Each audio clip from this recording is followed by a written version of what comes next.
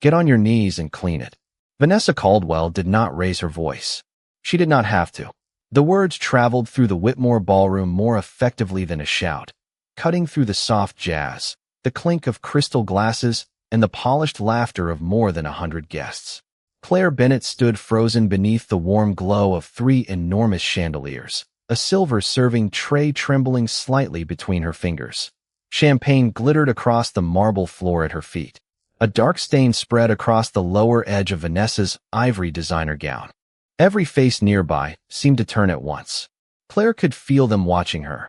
The investors, executives, socialites, and family friends who had gathered at the Whitmore estate to celebrate the engagement of billionaire Ethan Whitmore to the elegant woman standing before her.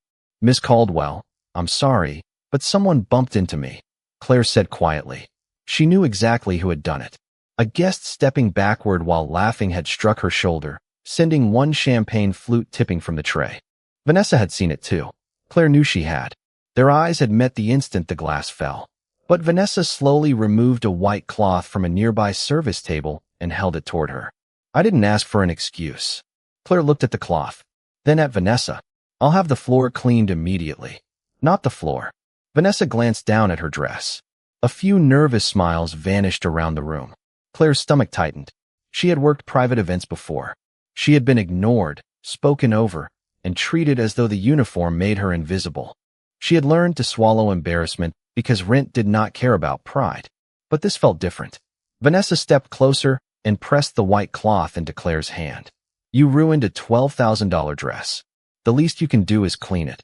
Claire's fingers closed around the cloth. Somewhere behind her, the jazz band stopped playing. The silence that followed was worse than laughter. Vanessa pointed toward the marble floor. "Get on your knees." Claire felt heat rise into her face. For one terrible second, she thought about obeying. Finish the shift. Collect the paycheck. Go home. Forget this night ever happened. Then she looked around the ballroom and realized that no one was moving. People who could buy buildings without checking their bank accounts were suddenly fascinated by their champagne glasses. Claire lowered the serving tray onto a table. "I clean floors for a living, ma'am," she said, her voice unsteady but clear. "But I don't trade away my dignity for a paycheck." Vanessa's expression hardened. "Do you have any idea who you're speaking to?" Claire swallowed. "Yes." She placed the white cloth carefully on the table between them. "Someone who thinks my uniform makes me less important than she is." A few guests drew quiet breaths. Vanessa stared at her in disbelief. Then came a man's voice from the entrance to the ballroom. Calm. Controlled. Impossible to ignore. "Claire, don't apologize." Vanessa went completely still. Claire turned toward the doorway. A tall man in a dark suit stood beneath the archway, one hand resting inside his coat pocket, his eyes fixed not on the spilled champagne, but on Vanessa. Claire recognized him immediately from the photographs throughout the estate. Ethan Whitmore, the billionaire whose engagement they were celebrating. Vanessa's face lost its color. "Ethan," she whispered. He walked slowly into the ballroom as the crowd parted for him. "Tell me what happened," he said. Vanessa opened her mouth, but Ethan's expression stopped her for half a second. Because what Vanessa did not know, and what Claire could not possibly have known, was that Ethan had arrived nearly an hour earlier. And the champagne on the floor was not the first thing he had seen. 6 hours earlier, Claire Bennett had entered Whitmore Estate through the service entrance carrying nothing more glamorous than a canvas tote bag, a paper cup of coffee, and the hope that tonight's extra shift would cover the last piece of her rent. The estate sat beyond iron gates on nearly 20 acres outside New York City, all pale stone, tall windows, and perfectly trimmed hedges. Claire had worked expensive events before, but this place made expensive feel ordinary. Inside, florists hurried beneath crystal chandeliers while caterers arranged hundreds of champagne glasses in perfect rows. Claire tied on her black apron, pinned back her light brown hair, and checked the assignment sheet. Private wing first. Ballroom after 5. Stay invisible around guests. That last instruction almost made her smile. Invisible was something Claire understood well. At 27, she had learned that people rarely asked about the woman carrying their empty glasses. They did not know she worked mornings at a neighborhood bakery before taking evening event shifts. They did not know she kept every dollar carefully divided between rent, groceries, and the small emergency envelope hidden inside her kitchen drawer. And they certainly did not know she had once imagined a life where she would wear something other than uniforms to make ends meet. Still, Claire did not resent the work. Honest work was honest work. Her mother had taught her that long before Claire understood how differently the world treated people depending on what they wore. Upstairs, Claire entered Ethan Whitmore's private study to replace fresh towels and collect empty water glasses left after an afternoon meeting. The room was quieter than the rest of the estate, lined with dark wooden shelves and framed photographs rather than trophies. She was straightening a side table when something caught the light beneath an armchair. Claire bent down and picked it up. A silver cufflink. Heavy, old-fashioned. An engraved letter W rested beneath her thumb.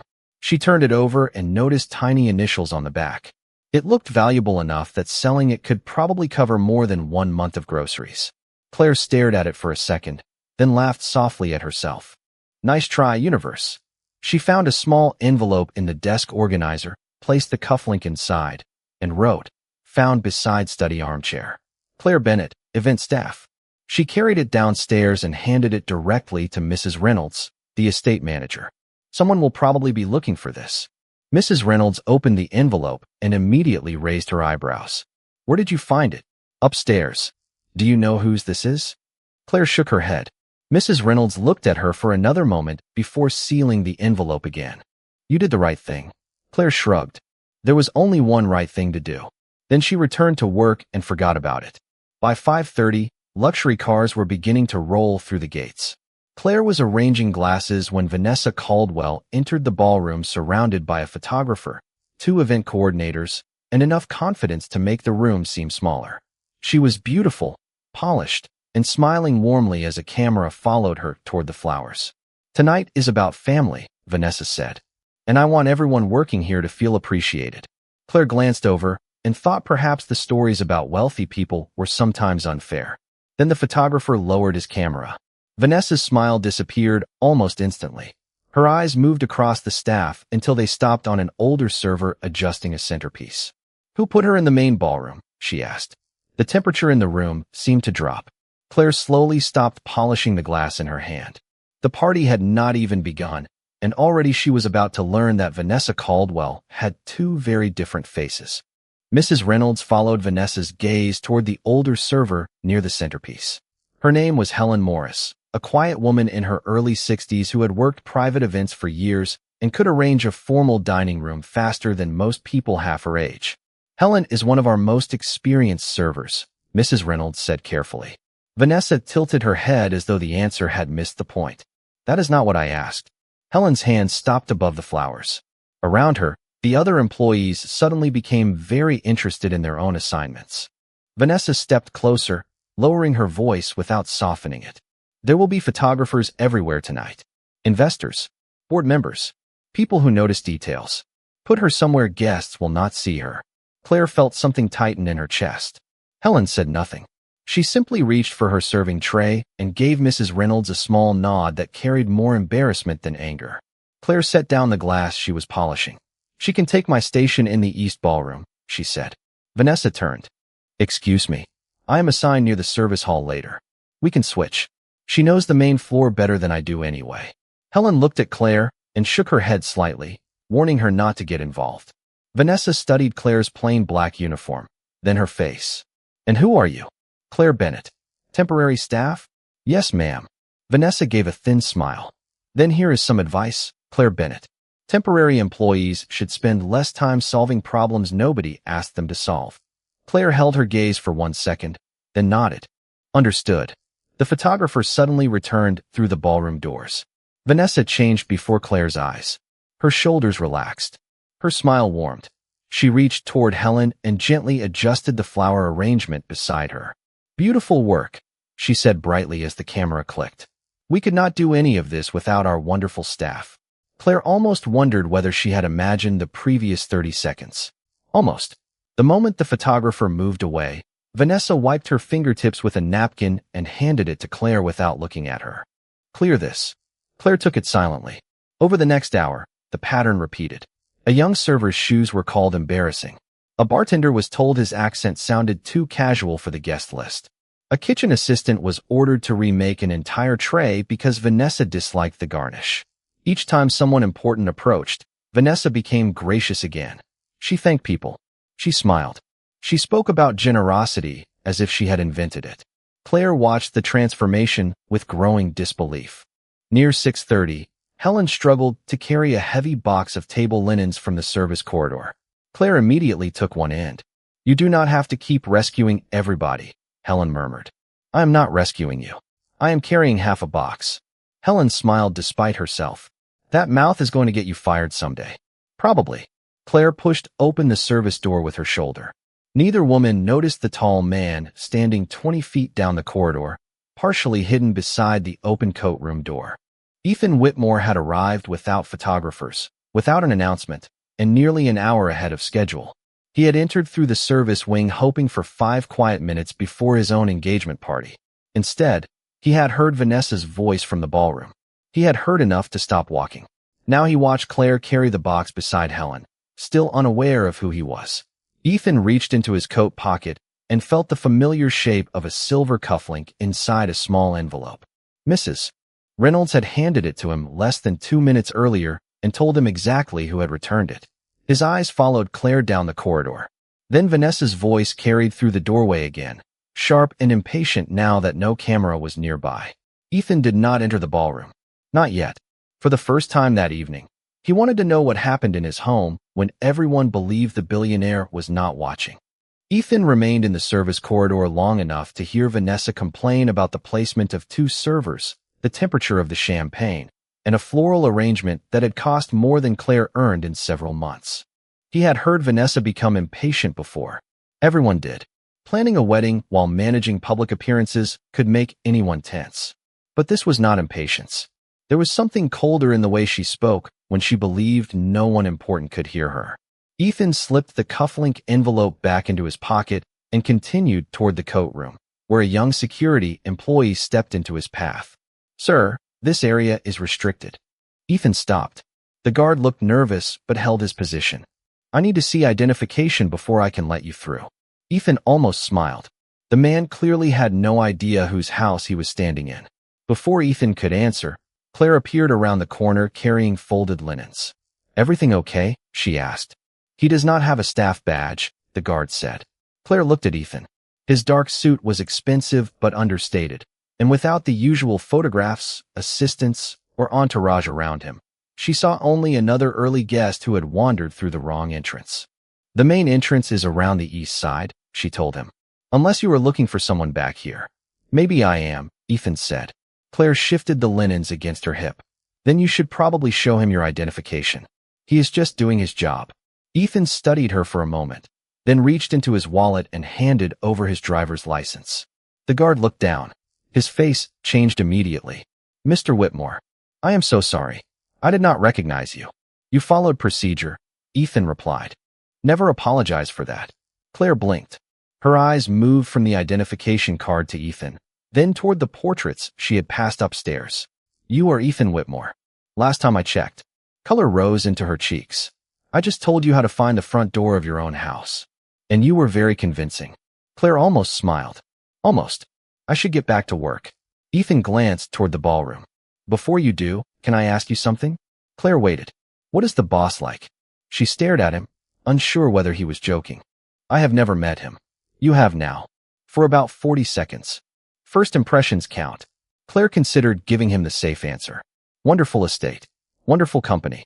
Wonderful evening. Instead, she looked toward the service corridor, where employees moved quickly behind doors the guests would never notice. "I do not know what kind of man you are," she said, "but you can tell a lot about a man by how people beneath him are treated." Ethan's expression changed. Beneath him? Not in worth. In the organization. Claire adjusted the linens. People act differently when the person signing the checks walks into the room. If you really want to know what your house is like, ask what happens when you are not here. She seemed to realize how boldly she had spoken. "I should probably stop talking now." "Probably," Ethan said, but there was a faint smile in his eyes.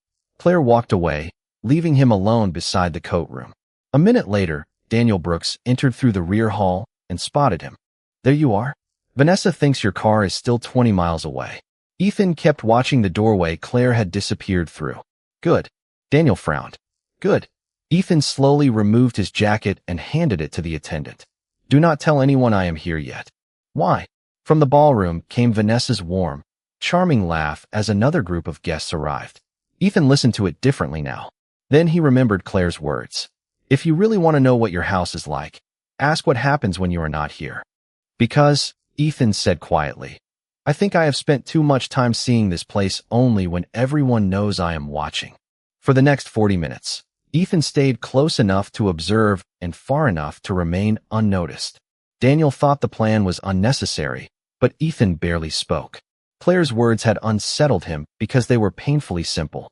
If people changed when he entered a room, then perhaps the version of his company he knew was only the version everyone wanted him to see. From the shadowed service corridor, he watched Claire return to work. She did not search for him. She did not tell anyone she had spoken with the billionaire. She simply carried trays, answered questions, and helped Helen adjust a stubborn tablecloth before the first guests entered the ballroom.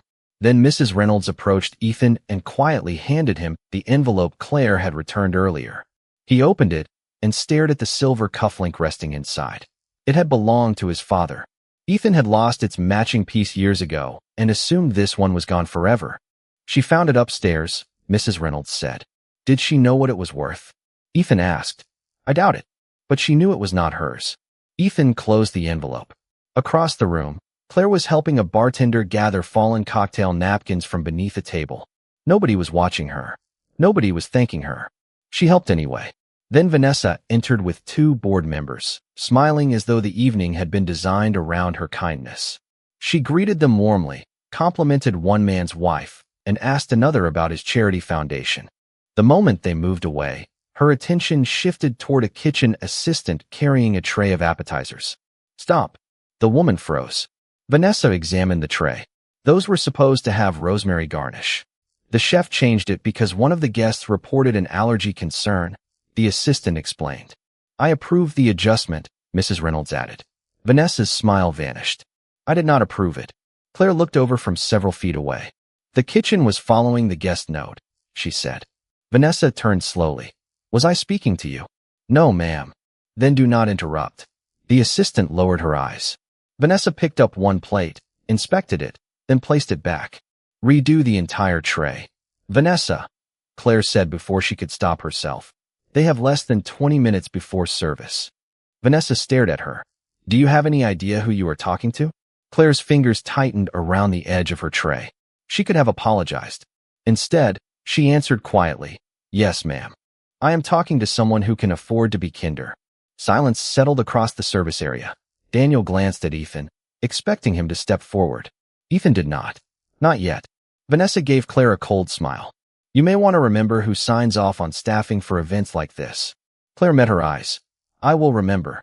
Vanessa turned and walked toward the ballroom. Only when she disappeared did the staff begin moving again. Ethan looked down at the cufflink in his palm. Claire had found something valuable when nobody was watching and returned it without hesitation. Vanessa, surrounded by people she considered unimportant, had revealed something valuable too. The difference was that Ethan wished he had never found it. You have seen enough, Daniel murmured. Ethan slipped the cufflink into his pocket. No, he said. I have seen enough to know I should have been looking sooner. Music began inside the ballroom as the first champagne glasses were lifted. Ethan stayed behind the service door.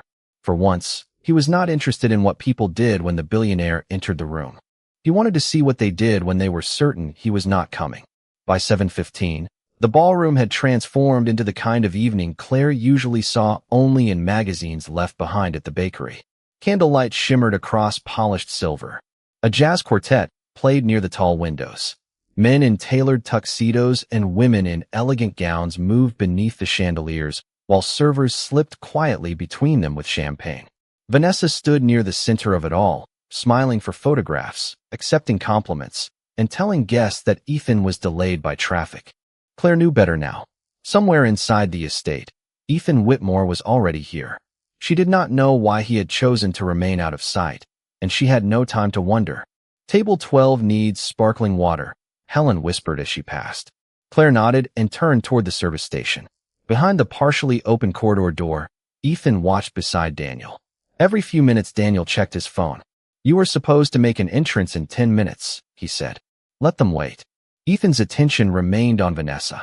A board member approached her, and instantly she became gracious again. She laughed softly, touched his wife's arm, and thanked them for coming. Seconds later, after they walked away, a server approached with the wrong brand of mineral water. Vanessa leaned toward him. How difficult is it to follow one instruction? The young man apologized and hurried away. Ethan's jaw tightened. Then Claire appeared with a fresh tray of champagne. Vanessa noticed her immediately. Their eyes met, and Claire saw something unmistakable in Vanessa's expression. She had not forgotten the service corridor. "Claire," Vanessa called. Several nearby guests turned. Claire approached. "Yes, ma'am. Stay on this side of the room tonight. I want someone competent here." The compliment sounded almost believable. Of course. Claire moved away. For the next several minutes, everything remained calm. Then a guest laughing with two friends stepped backward without looking. His elbow caught the edge of Claire's tray. One champagne flute tipped sideways. Claire reached for it, but the glass slipped, spilling champagne across the marble and splashing the lower edge of Vanessa's ivory gown. The guest immediately turned. "I am so sorry. That was my fault." Claire opened her mouth, but Vanessa was already staring at the stain. "Look what you did." Claire blinked. "Miss Caldwell," he just said, "I know what I heard." Vanessa's voice was quiet, but nearby conversations began fading. The guest tried again. "Really, Vanessa, I bumped into her." Vanessa ignored him. Her eyes remained on Claire. "You have been challenging me all evening, and now this." It was an accident. An accident caused by someone who should not be serving at an event like this. Claire felt dozens of eyes settle on her. Vanessa reached toward the service table and picked up a white cloth. "Clean it." Claire looked toward the spilled champagne. "I will take care of the floor." Vanessa extended the cloth toward her. "Not the floor." Claire's stomach dropped. The ballroom seemed suddenly enormous and unbearably quiet. Vanessa pointed toward the stain on her gown. "Get on your knees and clean it." Behind the service door, Daniel turned toward Ethan. "Now." Ethan did not answer. Claire stared at the cloth in Vanessa's hand. Rent flashed through her mind. Tomorrow's bakery shift. The emergency envelope in her kitchen drawer. Losing this job would hurt. But some prices were too high even when no money changed hands.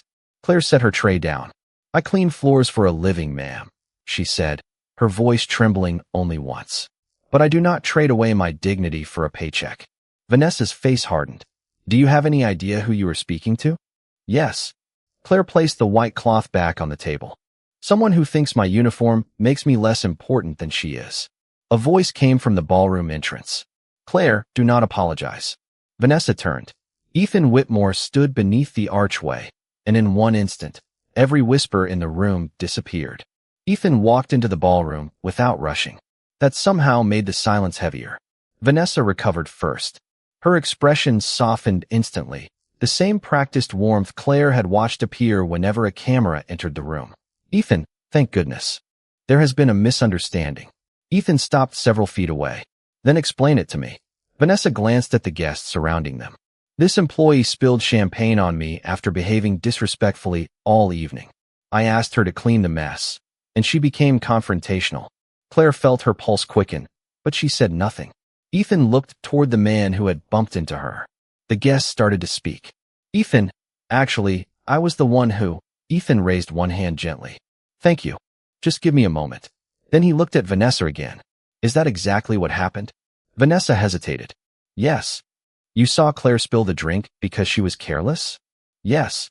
"And nobody bumped into her?" Vanessa's eyes flickered toward the guest. "Not in any meaningful way." Ethan nodded slowly. Claire could not read his expression. Neither could Vanessa. "Claire," he said, "your version." Claire swallowed. A guest stepped backward and hit the tray. He apologized immediately. "Ms. Caldwell blamed me anyway. I offered to clean the floor, but she wanted me to kneel and clean her dress." Vanessa gave a small, disbelieving laugh. "You see what she is doing? She is trying to embarrass me at my own engagement party." Ethan reached into his coat pocket. "No, Vanessa. You are doing that yourself." He opened his hand. The silver cufflink rested against his palm. Claire recognized it immediately. Vanessa stared at it, confused. "What does that have to do with anything?" "Claire found this in my study today." Ethan turned it over, revealing the engraved W. "It belonged to my father. She did not know I was in the house. She did not know I would ever learn her name. She found something valuable when nobody was watching, and she returned it. His gaze settled on Vanessa. I came home early, through the service entrance.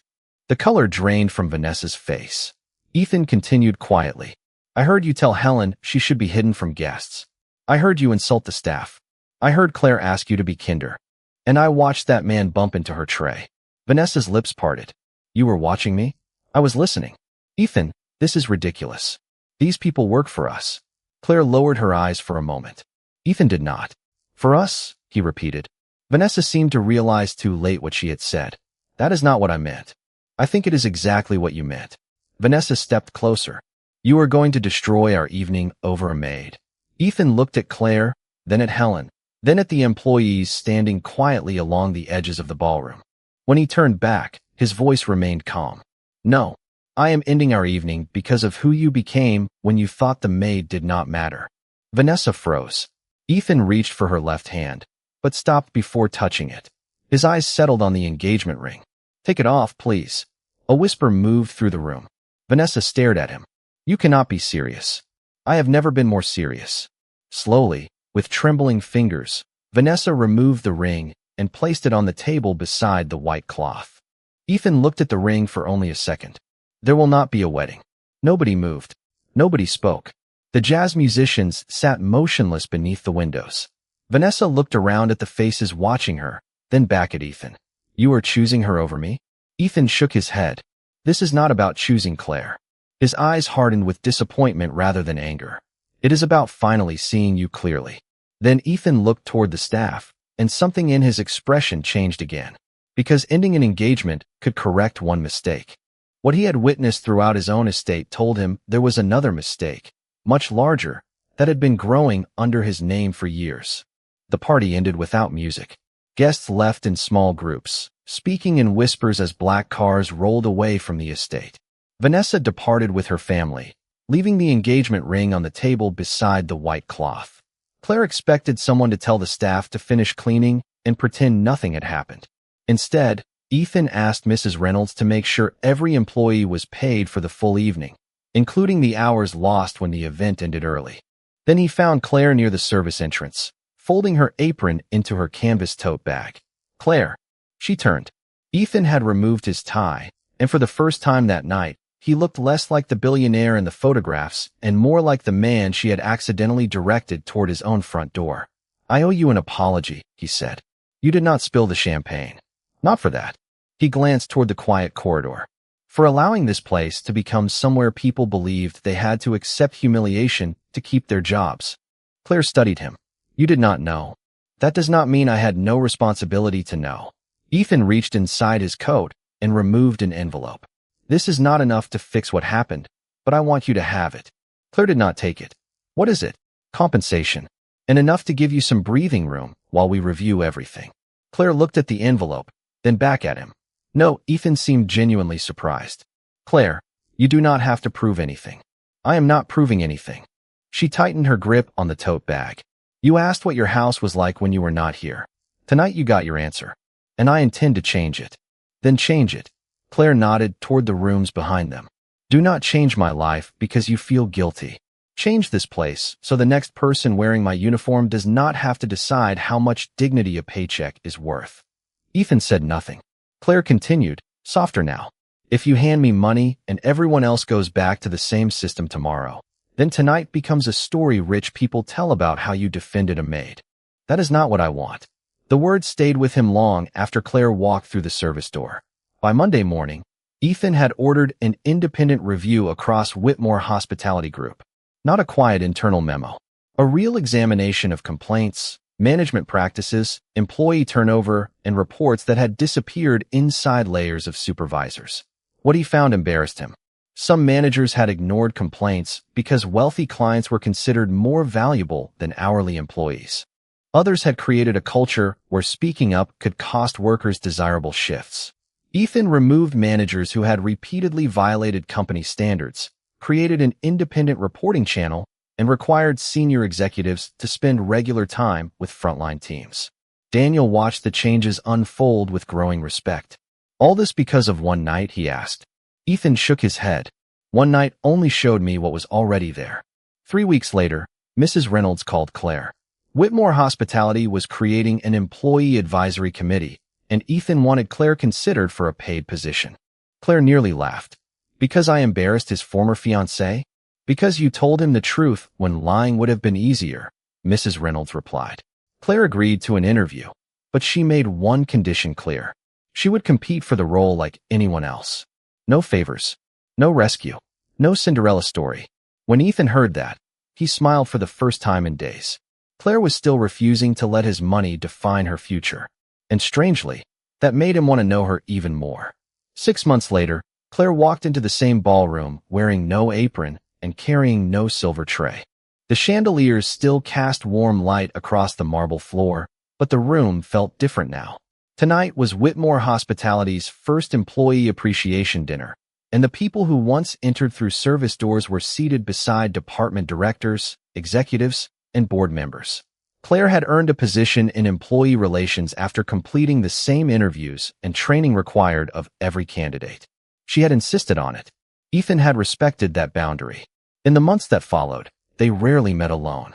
Their conversations happened in committee meetings, training sessions, and hotel visits where Claire challenged policies Ethan had once assumed were working. She disagreed with him without fear. He listened without reminding her who owned the company. Somewhere between those conversations, respect became friendship. Friendship became coffee after meetings. Coffee became long walks through Manhattan when neither of them wanted the evening to end. Ethan never rushed what was growing between them. Claire never allowed his wealth to make the decisions for her. By the time he finally asked her to dinner with no business agenda between them, she smiled and said, "You could have just asked me 3 months ago."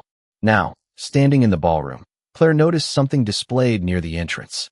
Beneath a small glass frame rested a simple white cloth. Beside it were 6 words: "Dignity is never part of the uniform." Claire stopped. Ethan approached quietly from behind her. "Too much?" he asked. She glanced at him. "A little dramatic. I own hotels. Dramatic lighting is practically an operating expense."